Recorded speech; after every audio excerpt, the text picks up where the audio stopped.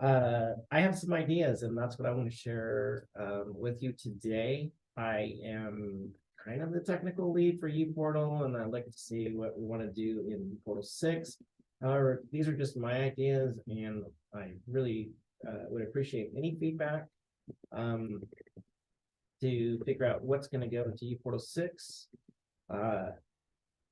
Again, this is community driven, so everyone gets to voice an opinion, and then hopefully a collection of us who are going to do the work can grab those ideas and implement as best as we can. But we kind of need to have a North Star direction to go, and that's what we're going to talk about today. So real quick, I'm going to introduce you to semantic versioning, and that's going to drive decisions of what can still go into uPortal 5 versus what has to go into uPortal 6. We'll talk about roadmap alignment. I'll review the current roadmap. I'll bring it up. We do have a document that rolls the quarters. It has like we are broken up into quarters, and where we see certain things happening. It's always been very optimistic because we get distracted and other things get done in lieu of the roadmap. But we've been doing better, and I think we're gonna definitely want to drive off of that document moving forward. And then the last thing is really talking about the themes, and that's what I'm here to share is what I see that should happen in uPortal 6. Hopefully you agree, and if not, let's have that discussion, and hopefully other folks will bring in their thoughts on things as well.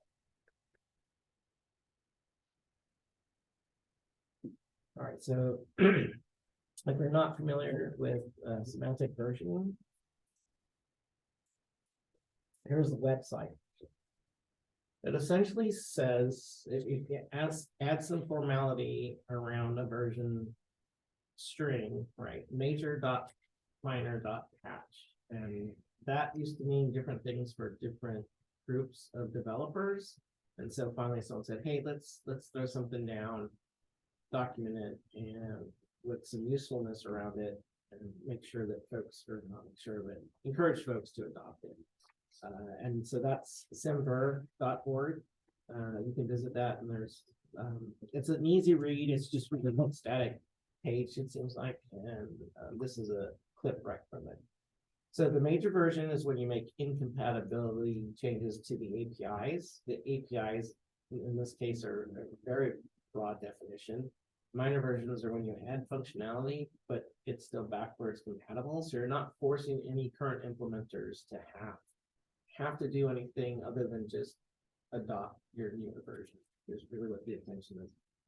And again, patch versions, it's really when you're just doing bug fixes.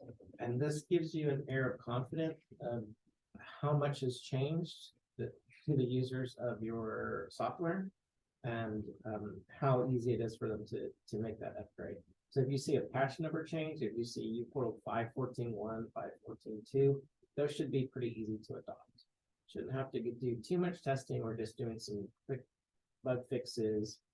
Of course, any change could potentially introduce more bugs, but the changes are relatively smart in a patch. In minor, we're adding a feature. Sometimes it's a pretty small feature, but something new has happened, and again, testing could be light, and it should be easy to adopt because we try to default to not using the feature until you're ready to turn it on. But when we do a major change, we're saying we're breaking things. We need to break things, and there's going to be changes in what the APIs are. So what do we call an API? Well, that varies. It's just how do you integrate with the software? What's outside of it? So obviously, configuration is one of the areas to be concerned with. So do we change the configuration or force a change in configuration? That impacts the semantic versioning numbers. In our case, themes and skins, right? If we do a drastic change to the CSS so that your skin breaks, you want to be aware of that. Again, going back to the idea that a patch or a minor version change won't break your portal.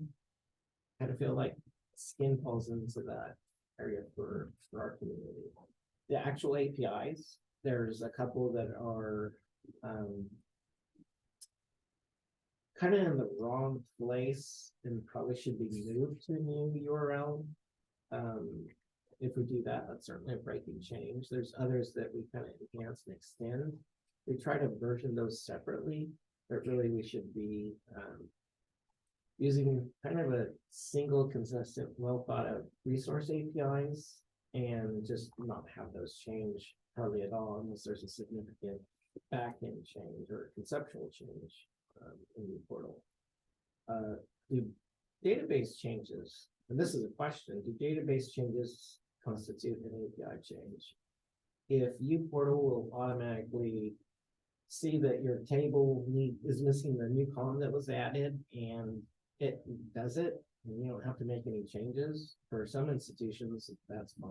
I'm suspecting with other institutions, if they might not have their uPortal database account given the ability to change a table, so that would break their portal potentially. Or others really have a tight rein on the data, do backups, and for a DBA to all of a sudden see a different table or a change to a table, that could be concerning. So yeah, after this next bullet point, you know, I'll actually ask the question if you guys can give us some feedback.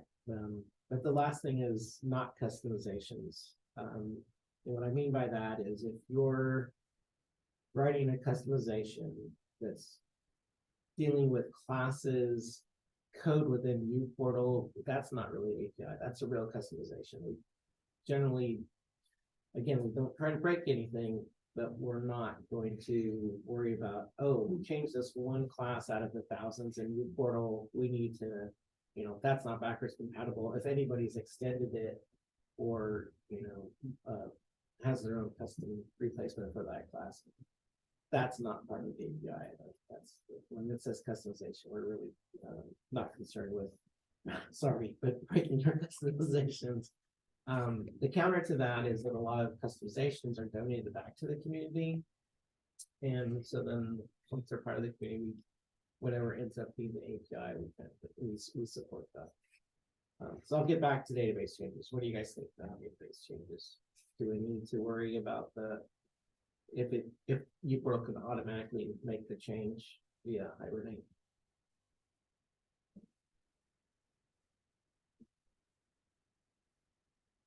Sounds good. Anybody remote think database changes are a concern? I'm going to call it a win if we don't. Well, I do think database changes are more like if you're removing columns or something like that, or changing the structure. But adding, I don't think it's as big a deal. Okay. All right. Yeah. Yep. Absolutely. Yeah. Hibernate wouldn't. Well, would it remove a column? It shouldn't remove a column now. But yeah, that makes sense. I'm sure you're going to provide like a SQL file for us to import them, or usually uPortal, the code will automatically handle that, but that's a great question. Do folks want to have a SQL file with all the DDL changes that might happen? It would be useful, but it would take extra effort, but I don't think it's a lot. it was like, how would you? Are you just saying like So what would happen, and because this just happened, I believe in 5.13, I added it to the release notes. There was 2 new tables added for what's called port lists. And so you deploy that, run it, and when uPortal tries to go look at those tables, given with the permissions that it has, if they're sufficient to create the table, it'll notice, oh, the table's not there. I'll go ahead and create a database. Well, that's in a dev environment. Usually, the database permissions are going to be far less restricted than they are in pod. So you wouldn't necessarily catch that in the dev environment. And then when you try and release it to production, all of a sudden things barf, and that would be bad. Yeah. So I would say database changes would probably need to be at least heavily advertised, if not, Okay. maybe it's not a breaking change, but you need to make sure people are aware of it, and take that into account. Right, we've done a recent effort to update all our release notes and have had a running file that addresses any API changes. Even if they're like a minor change, just an enhancement or something that should automatically happen, but still make you aware of those things, especially for folks who want to upgrade from like 5.9 to 5.14. It's nice to know, okay, what's been added and what configuration changes are now available. It'll be a trial and error. And then my experience with upgrading versioning in any software platform. Yeah. It'll be nice to have some of the highlights saying that this might impact your thing. So these are some of the major components. Please verify you verify and then give us if it's a significant enough, saying that, hey, we've made a change on this that might impact on this, make sure you verify. So the communication is the key. And then it worked out pretty nice for any significant changes. And then if we find an error in our local or the dev instance and we are running into an issue with this upgrade, how can we fix it? We are not asking the uPortal to change the versioning, but we are being proactive to match the environment to work with the new update. Yeah, I think I'm still sharing. Mm-hmm. Okay, so we've added this new file called changes. Colleague of mine and I were wrestling on the name, but I think we know what theirs. So what we're doing here is next releases, as developers create pull requests, we're asking them that if they've added a new cache, which is part of configuration, a new property in the properties file, those, we do need to document what they should be putting in here. But essentially, as they're making pull requests, it goes into this next release header, and then anyone who handles the release will then update this and grab this into those release notes. So if you look here in 5.14.0, Laura did a bunch of security headers for Texas A&M. So these are all these new property values that you can populate to turn them on and then set related values. Right, and so I went back and just thought, since we did a horrendous job before, I walked through all the releases, did diffs, and found as many new property files or changes to it as I could. So in this case, here is 5.13, where we literally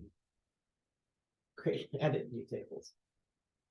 And then it goes, I got tired at about 5.6, which was 3-4 years ago. But so that should help most folks.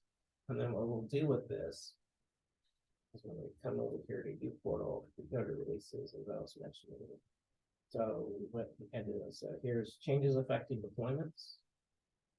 So so that way folks don't necessarily need to know where that changes file is. That's more if you are ready to do a big upgrade, but if you just want to see what the latest changes are in the release. So hopefully that helps in that regard. I was just going to echo what Wayne said. I think if you have it such that it knows back to the database changes, that if it's a new table or a new object or adding columns to existing tables, I mean, if it just does that automatically when it starts up, or I don't know, whatever point in the logic they're going to have it, I think that would be okay. I don't see that would cause any major issues. But yeah, if you're removing something, whether it's a column or an object, I guess there's really no harm with it, because that means the functionality that object drove must be going away as well. Right. And so I kind of feel like that is potentially backward incompatibility in that micro lab. So yeah, I mean, it really is a gray area. So I guess discussing it with the community is probably a good idea. All right, so we'll get back to slide deck, slides. All right, so cool. incompatibility changes to our API going to 6. So again, using semantic versioning, sitting here defining what our API is. If we find that we're ripping out configuration that we depend on, and all of a sudden it's not going to be used because we're removing a feature or function, something like that needs to go into 6. If we decide we're gonna revamp CSS and your skins are all gonna look horrible and someone's gonna have to go and spend hours into that, that should go into 6. Actual API changes that are not backwards compatibility, etc.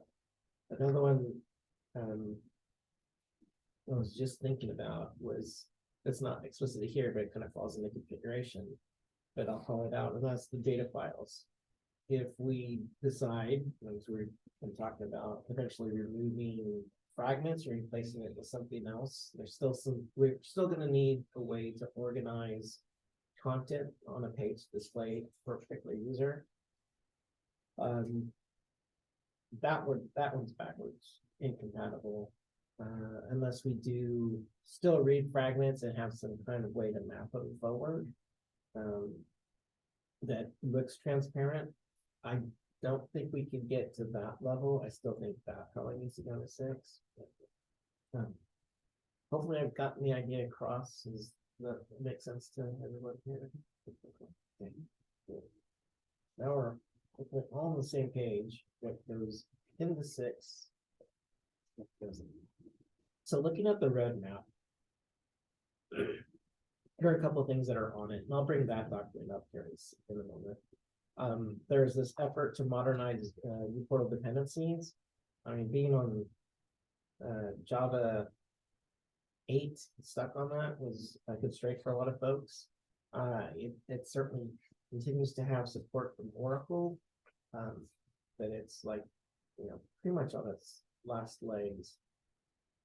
So we can go to 11. We have uPortal 5 will run on 11 fine. It'd be great if everybody adopted it. We can say we don't support Java 8 anymore, but we really do need to for some folks who just can't move quickly in their environments. And that's a constraint on updating Gradle, right? We need Java 11 for Gradle 7. Right. So that's kind of a breaking change that goes into uPortal 6. Spring Framework, same thing. It requires Java 17. Spring 6. Yeah. Spring 6. Hibernate 6 requires Java 11.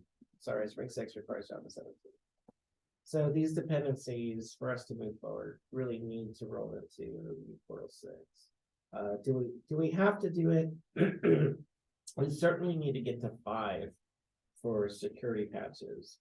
Spring is notorious for having, it's sort of like the Chrome browser. It seems like every few weeks there's another security patch. Usually they don't impact uPortal because of the way because of the portal itself. They don't use some of the newer features that seem to be the most problematic. And other times portlets kind of are sheltered and hidden behind portal. So as long as uPortal proper isn't doing weird stuff, then we're usually in a good space, but still we need to upgrade. So this is another thing that's going to drive us to 6 sooner rather than later. Other things on the roadmap are update. Quickstart demo has no impact to uPortal 6. We can do that in uPortal 5. And migrating portlets to web components, that can be done currently without forcing a major release. There is a small list of future roadmap items that includes updating Gradle. Removing jack speed and older Java technologies. That doesn't necessarily require uPortal 6, but it would probably break some backwards compatibility of certain areas. If it did, it would be minimal, but still, we're not completely sure. But we think we could probably do all that in uPortal 5, because that's, again, kind of technology that's being used, and we would replace it just by writing classes as opposed to using the language. So the Gatsby is great for marshalling or defining Java classes and XML. If you're using SOAP, Yeah. Jaxby is awesome. If you're not using SOAP, why? And yeah, again, the conversation we had about, we can't put ourselves in the developer's shoes a decade ago when they're saying, let's all use jack speed, but there's no reason today for us to have that technology. Clean up JavaScript dependencies in the resource server. The reason that I believe needs to go into uPortal 6 is because we're literally going to be pulling out like jQuery. We don't want to have a dependency on jQuery on any of our standard repos. There's Mustache and Bowser. No, wait, that's a character from the video game. But there's a couple of these JavaScript libraries that haven't been used for a very, very long time. They're still in some old JSPs. And looking at them, they look so simple that it's like, wow, we could, our modern approach and how we do JavaScript development now, we could knock these out with almost no dependencies and almost something clean. As we were looking at the other day on the components. And then adding more APIs, that's not a deal breaker. So I roll all these together into this slide. And I think these are important things. And when we talk about roadmap and priorities, I'll certainly come back to this slide. Essentially, there's a lot of dependencies that push us to upgrade to newer versions of Java and leave behind Java 8. And there's some changes and cleanup we're going to do. Questions about that? All right. One key thing to remember, though, is when we get to the roadmap discussion, we need to be careful on how we prioritize. I love throwing a bunch of stuff on the roadmap, but then I hate seeing it just getting pushed and pushed and pushed, because it's important that things that do need to happen, that we just have to make sure we have priorities. And I don't think we've done that effort effectively enough. And so today we'll start on that. And we'll hopefully continue that conversation on this. So the things that I'm looking for are, there's really two. So make uPortal more cloud friendly. A lot of folks are going to the cloud. In your guys' case, it's not so much that you're going to the cloud. You guys are just as good as the cloud and have support for Kubernetes setups and all those things. So really looking at getting away from the hand-rolled cluster of 2 or 3 servers. We want to have support for automation, dynamic cluster resizing, those kinds of changes. But potentially make uPortal a SaaS solution for smaller institutions who need the functionality and don't want the overhead. And they just like, take our money, a little bit of money, and give us a basic portal. The other thing is just making uPortal easier to manage for any of the mid-sized schools.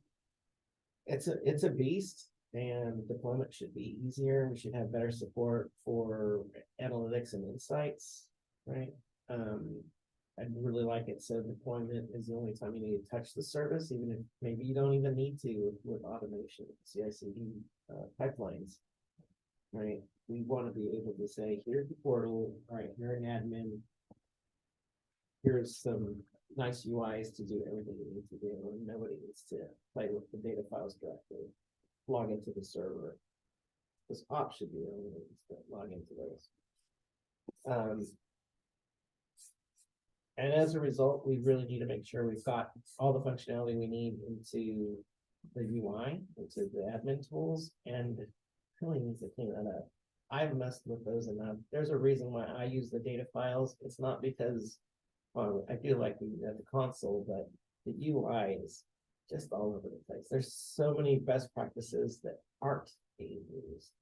The modern UIs kind of have a lot of similarity, and ours are certainly from the days before that, and they're all over the place. I've written some of it. That's quite embarrassing. I won't even tell you guys what things I did.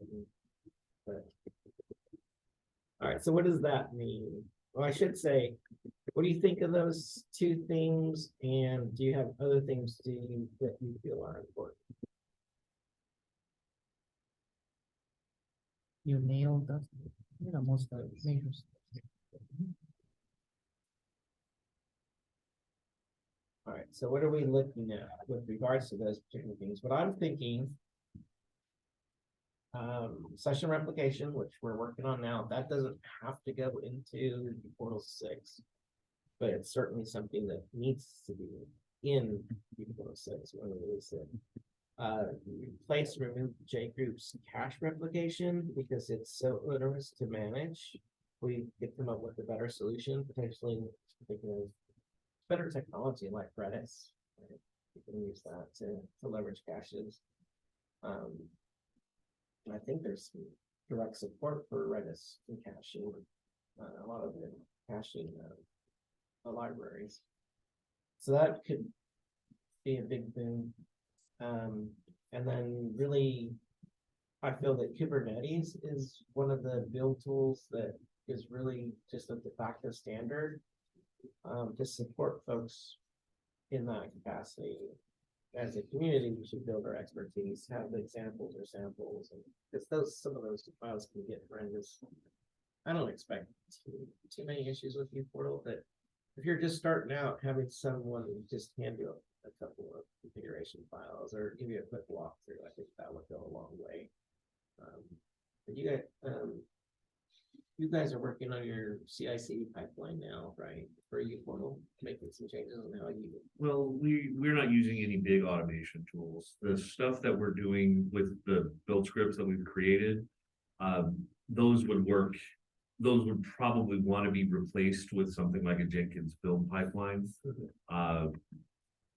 From a management perspective, I'm not sure how the ops folks are doing their load balancing within AWS. For David this morning was talking about stopping and restarting servers. I'm not sure how he's doing that within the AWS environment. He's not using Kubernetes at this point. I think he's using CloudFormation scripts. But yeah, I mean, that's on his end. yeah, that's on their side. I haven't been any visibility into that yet. Yeah. But yeah, our scripts all they are is a Jenkins light minimal implementation. That's interesting because if you use Kubernetes. And we have it in development for experimenting with it, trying to build it out. Okay. So if there's not a lot of buy-in, I mean, this is certainly a night where we can try.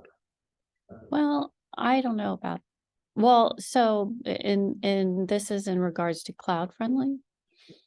I think we need to look outside of just us and how we can obtain more adopters. And if that means acquiring more institutions, those who are especially smaller in scale, who don't have the resources, that tends to be the biggest issue. And that's why they go towards open source. So if we go towards cloud friendly, that gives them more opportunity to cut down or leverage, I guess, less resources, because typically those groups tend to be one person, one admin, one systems admin, it's the same programmer wearing multiple hats. But if the solution is cloud friendly, they can go in that direction. And that almost seems like a good direction in my. If you're looking to go with SaaS solutions too, right? You probably want to just do like a Kubernetes on AWS. Mm-hmm. Just dump 2 clustered nodes with the Postgres database and the Redis and like all of them in the same pods and the same namespace and just bring it up. Yeah, something a little further along than Beanstalk. Which is kind of like usually the intro stuff where you have to hand build everything. And there's some other services that are specifically around Kubernetes, like you said, running them. I think that would work really well. You could also do this in stages, like when you kind of jump to Kubernetes, but one of the first precursors you might need are images, more commonly, I guess, like Docker images. So you could start with that as a phase 1. And I think, to Laura's point, if you provide easily build or Docker files that really get people jump started, then they can use that in their own infrastructure on-prem if they want to play around or experiment, or they do move to the cloud, even if it's in a traditional, we're gonna have only 4 production servers concept, right? Then they Mhm. could at least pick their cloud offering. It could be an AWS or DigitalOcean or Azure or whatever. And it gives flexibility. That gives people, it gets us going in the right direction. And you will still need that even in Kubernetes, because Kubernetes is doing the orchestration, but you need something to orchestrate. Yeah, Right. the Docker image, I think, is, well, what we're doing with our building the war file, that should be a Docker image. We are doing a low rent solution there. But You still have to build the more, right? Yeah. yeah, Even in a Docker, you still have to build it. yeah. Yeah, it's just distributing a war file versus distributing a Docker image. It makes sense to distribute the Docker image. Right. Take that next step. And we use that, just one final loop on this, for those who do want to go further and do development or work, you could actually start within a Docker construct. And that's what I'm kind of experimenting with, is you begin to build those servers, and then at one point it branches out and you get a Docker image for development purposes. And then the other way it branches out and you get a very lean Docker image for production server. And now they're at least based on the same base. And that way, again, you can kind of get rid of those issues where developers do one thing and it doesn't run, or a non-production environment versus prod. And that's still very useful, I think. You said earlier this week that you guys are taking the uPortal war and deploying it on your own Tomcat servers. Yes, we correct? do that, correct. Okay, Yeah, would there be any interest in using an embedded Tomcat in a Docker image in that instance? Because that's the way we've done other Spring applications, Spring Boot applications, Docker images. You've got all of that stuff, and all that stuff is in the single container. Potentially, the problem with the embedded Tomcats though is, okay, so now we're gonna have to go and change out the connector because you guys are just using a default connector. There's no, hardware acceleration on the OpenSSL because you're probably not using like a Tomcat native or an APR connector. So performance wise, like those are just the pure embedded ones are great for development for single use, but for deploying to deploying to production, like they just don't have the. Well, maybe you have different versions of Tomcat that are available that you can build on top of instead of the embedded one. If that's not performant, then you use a fuller implementation. But that's a point of discussion here. I mean, if you got Tomcat and you've got all sorts of different applications and you've got the expertise in-house to manage Tomcat, and uPortal is just one little part of it, that maybe doesn't make any sense. But from a containerization perspective, having all of that in one place, centrally managed, then that makes a lot of sense. I mean, I think if you're starting from a community perspective, then maybe having the embedded, but then since the advent of Docker, do you really embed it in the application, or do you start with a Tomcat Docker container in the first place and then add to it? Yeah, I mean, the way we've got it right now, and in loading the Tomcat, embedded Tomcat, and putting it all together, well, there's nothing that says we couldn't use a different Tomcat than what's actually there, because we are literally going out to a web server and grabbing an instance of Tomcat. We grab a different instance of Tomcat. Yeah, Docker supports built-in currently, right? And you can go and look at the Docker files, and if you don't like how it's being built, you can just change it and remove those.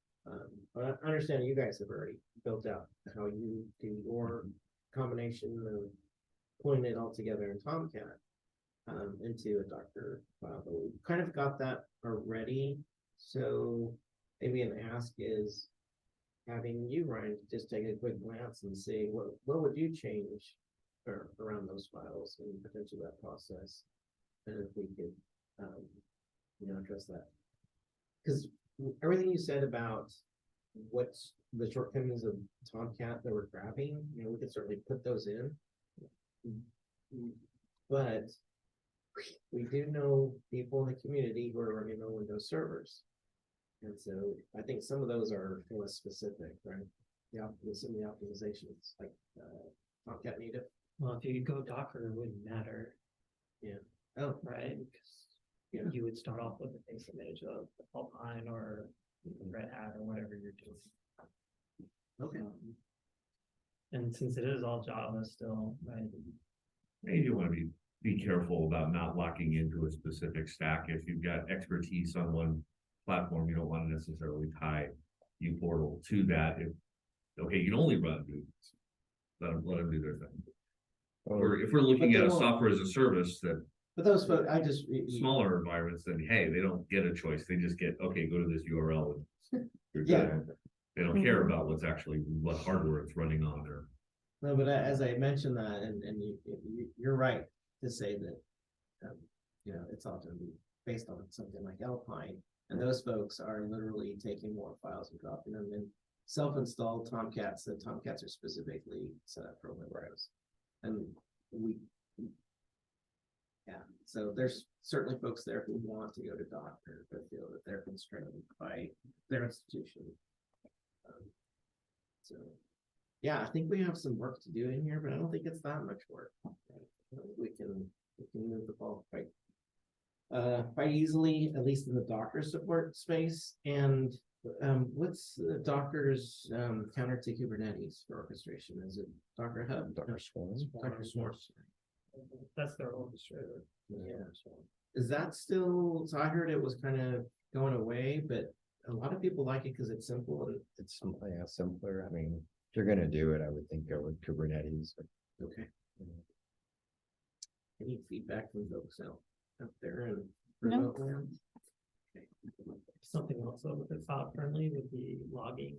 And instrumentation, like another portal log is like really chatty.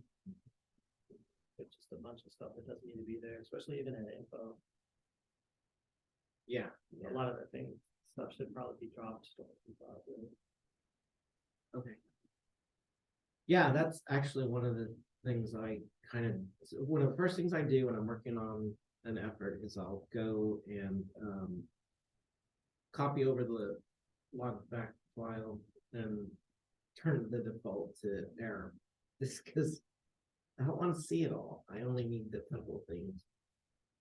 But yeah, in production, it would be nice if we can just kind of like flip a switch and say, hey, folks, you know, you only need to, here's how you only log warnings and errors as opposed to info level logging. I click to the next slide already. Yeah, I did. We're not done here. So yeah, great, a lot of great feedback. Thank you.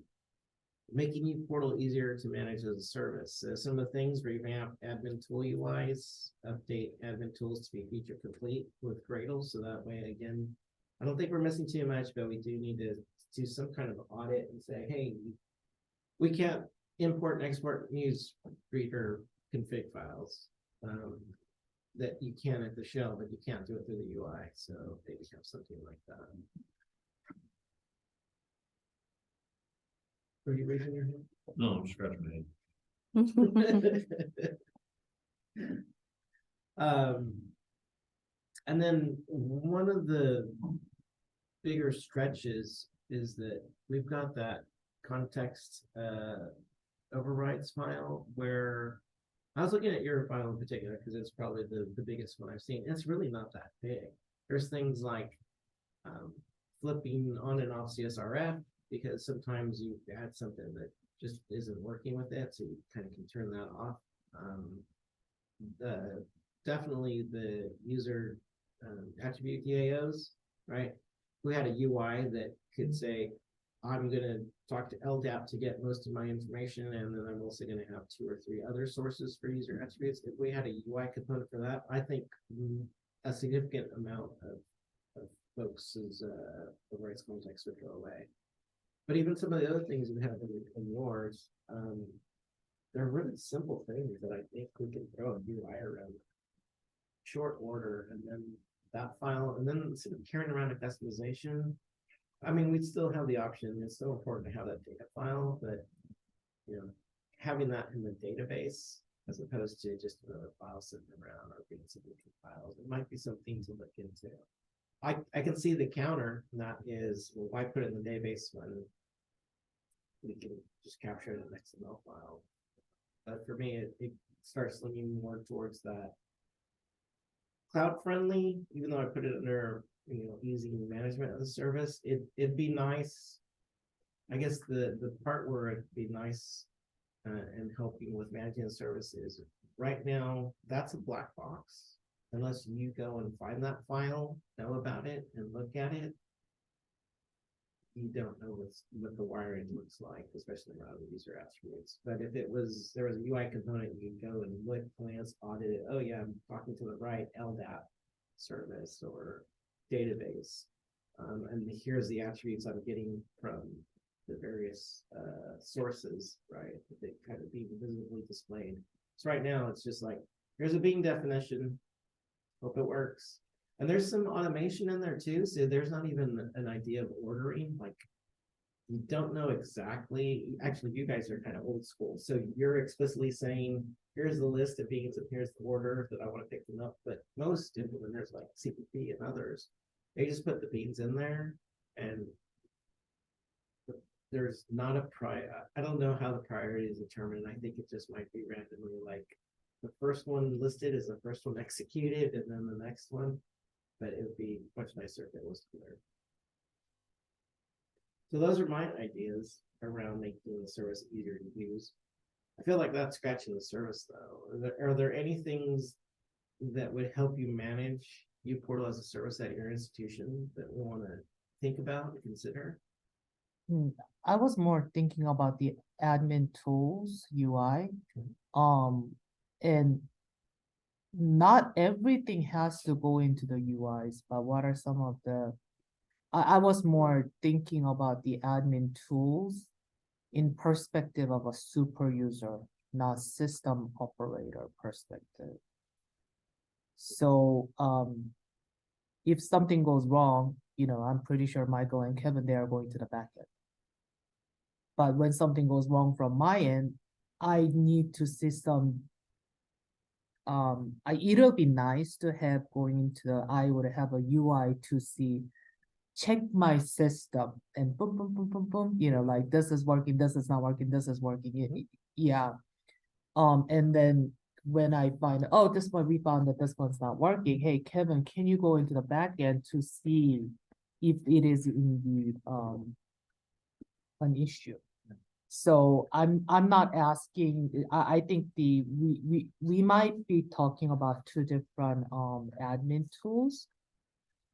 Oh, at least a couple. So what I like what you're saying. It reminds me of Okta, which is I did a stint there for a little bit. We got certification or two, and that's a SaaS solution.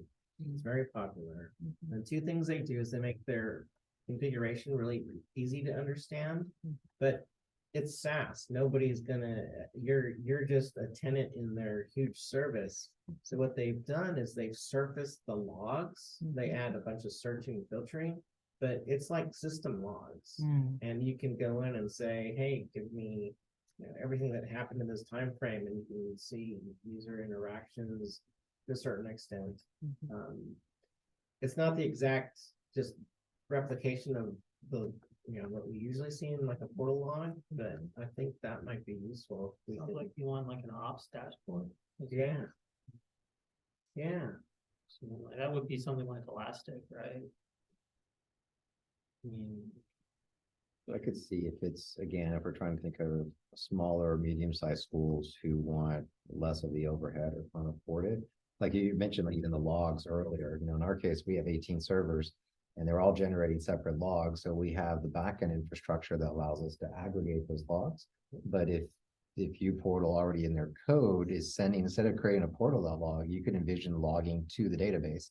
So now you've got N number of servers logging. And if they're showing errors through a UI, you could bring that up so that someone like you would see it and you would see the errors. And then you can go see a systems person and say, hey, these errors, do something about it or fix it, right? So you could, what's the word, percolate that information up to the So users kind of like through the a UI. health status Yeah.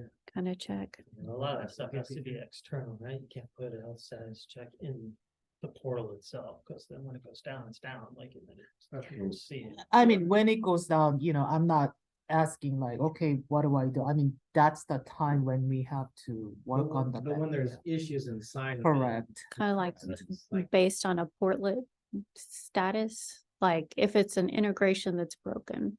yeah. or, your news feed's broken, but Mhm. you won't want to go in the backlogs to figure out that it's, I don't know.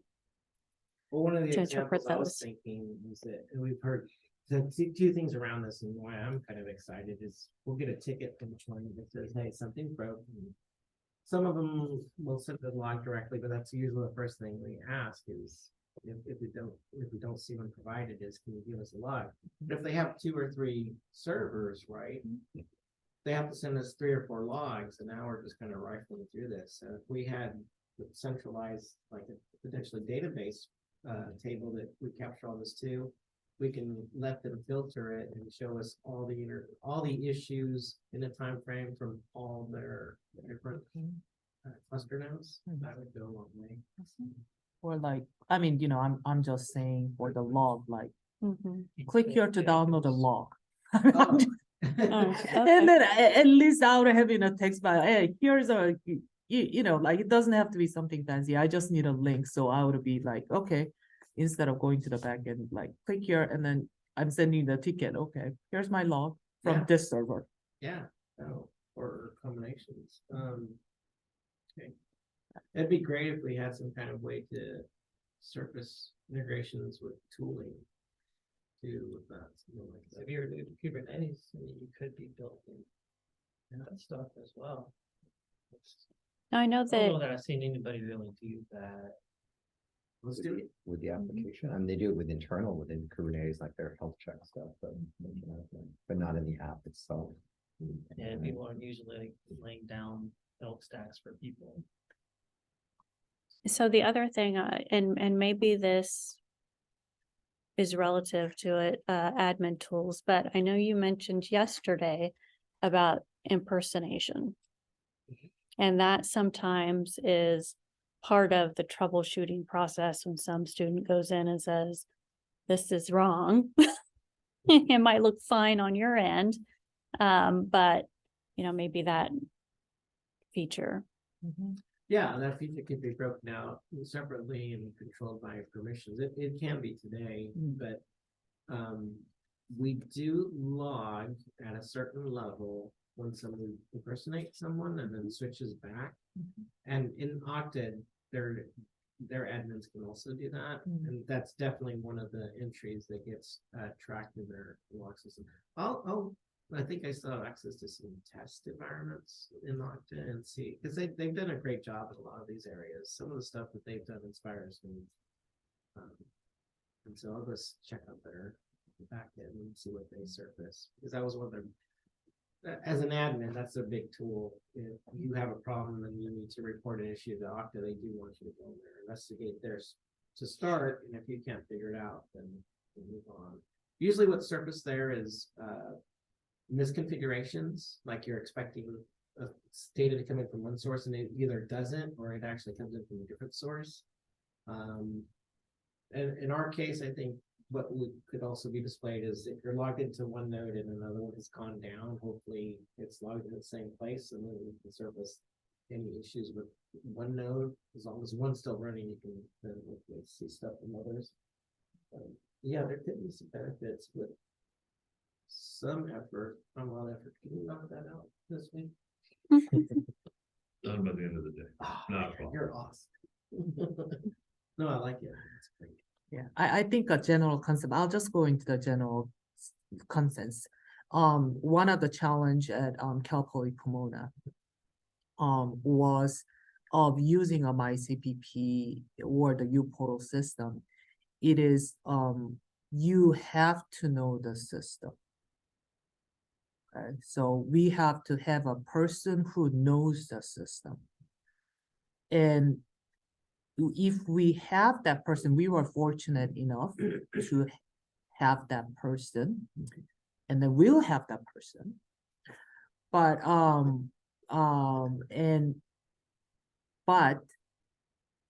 that's so that kind of but if we do not have that person, then if something goes down, there's no way to troubleshoot other than end user experience. Something's not working. Yeah. And I would like to have a high-level admin tool to at least notify to the, open up a ticket, I'm seeing this error, and then my admin tools tells me this. Help me what to do on the back end so we can troubleshoot the issue. So somebody in the interim, so like that intermediate state, that's missing, in my opinion. So that's missing from the uPortal UI. Yeah, no, I think this is at least a good first stab at resolving that. And then the other thing is,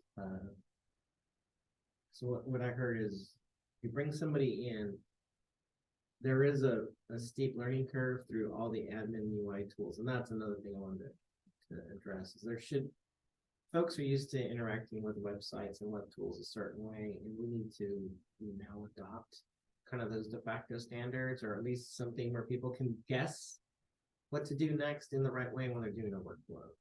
Maybe we do need to figure out what are the admin workflows, like you guys have done for students to staff, and then figure out, okay, what's the UI, what should it look like to facilitate that?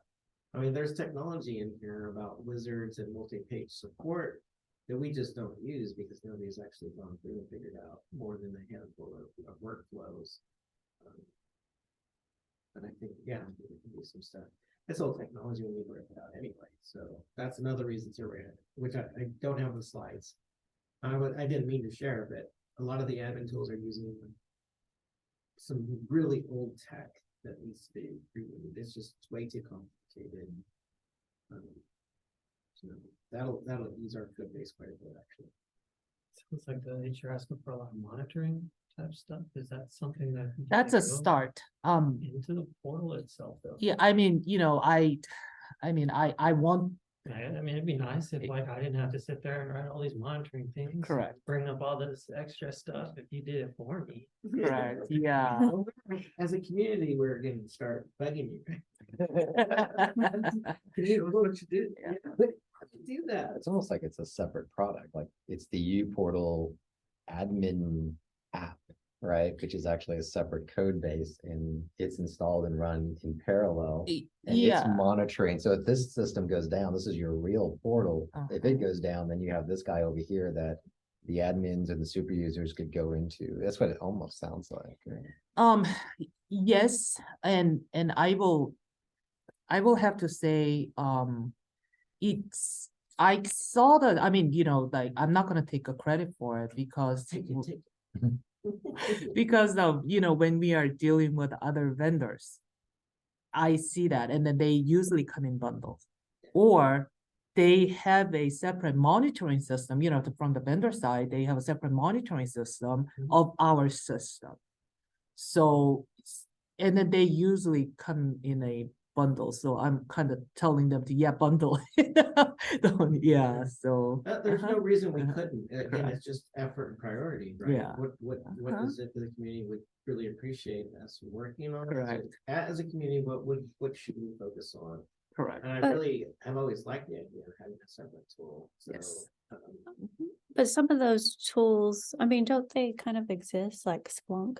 Things that monitor those Yeah, systems. everything. So, Most schools would have, well, at least I would say larger, medium to large schools, they would already have full infrastructure. I mean, kind of like we do, right?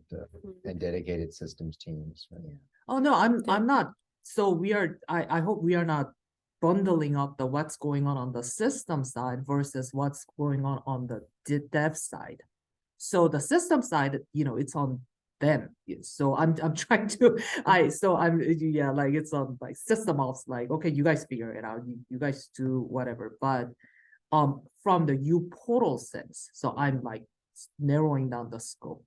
Well, and I need to pull some screenshots together and kind of, we'll probably need to noodle this a little bit, but yeah, I envision now some support tools inside. They'll still potentially have that logger tool that's inside of uPortal, Mhm. but I could see a separate Yep. small app that allows for integrations with Splunk and other kind of instrumentation tools that however you're monitoring uPortal, maybe we'll make it some way we can make it easy so that any APIs can integrate in and have kind of a sysadmin dashboard. It might be a big pipe dream, but it's something to look Yep. into and see what the effort is. Because some schools don't have anything.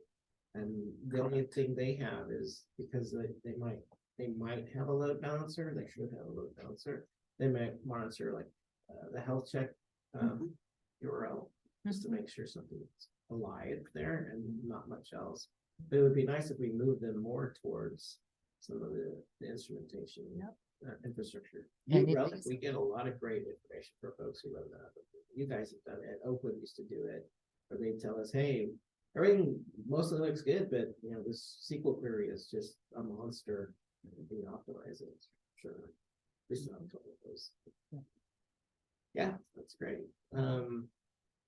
So just to finish up to get back to what I was saying, overrides, context changes, these are the 4 things that I remember finding in a few folks' installs. I have access to about a dozen people's repos. So that's pretty much it. Portal events, to be able to configure that through the UI would be great because some folks just want to turn it off, but there's enough granularity and interesting things in there, like just tracking logins. Logouts are kind of not the best, but at least logins and what you guys have added, clicking away, and tracking that potentially could be good. It wouldn't be a real replacement for Google Analytics, but we can probably throw something. Well, we have thrown something together pretty quick to let you know what that looks like. We just need to add a graph to that. And this is what we've been doing, is brainstorming, which is awesome. I think that's it.